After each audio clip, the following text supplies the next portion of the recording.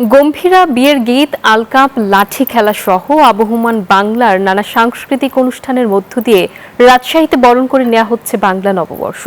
দিনব্যাপী চলছে নানা আয়োজন। বছরের প্রথম দিনেই এসব অনুষ্ঠানের মাধ্যমে তুলে ধরা হচ্ছে বাংলা সংস্কৃতি, আচার, অনুষ্ঠান। রাজশাহী থেকে মতিউর মুর্তজার তথ্য ছবিতে আরও একটি ডেস্ক রিপোর্ট।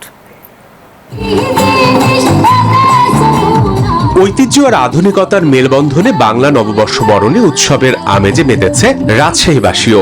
গম্ভীরা, লোকনাট্য, লাঠি খেলা, বিয়ের গীত সহ Bashundhara public school and college 2026 শিক্ষাবর্ষে ভর্তি চলছে।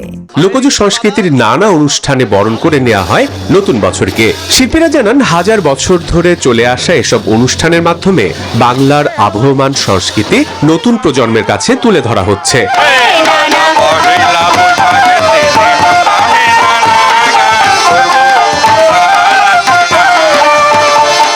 লোকজ সংস্কৃতির লোকনাট্য, নৃত্য, সঙ্গীতের মাধ্যমেই পহেলা বৈশাখ পালনের অনুষ্ঠান পূর্ণতা পায় বলে মনে করেন সর্বস্তরের মানুষ।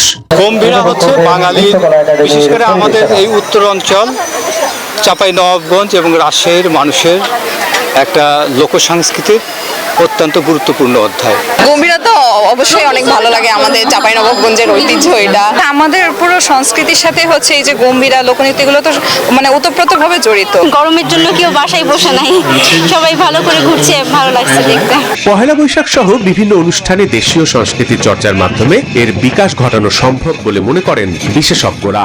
গম্ভীরা, আলকাপ, লোকনাট্য, লোকনৃত্য এগুলো বিভিন্ন অঞ্চলের গান, সঙ্গীত, এই ধারাগুলোকে জাতির মাঝে তুলে ধরা। নতুন উদ্যমে নতুন বছরে প্রতিষ্ঠিত হবে সৌহার্দ্য, ভ্রাতৃত্ব ও দেশপ্রেম, এমনটাই প্রত্যাশা সর্বস্তরের মানুষের। Desk report, news 24।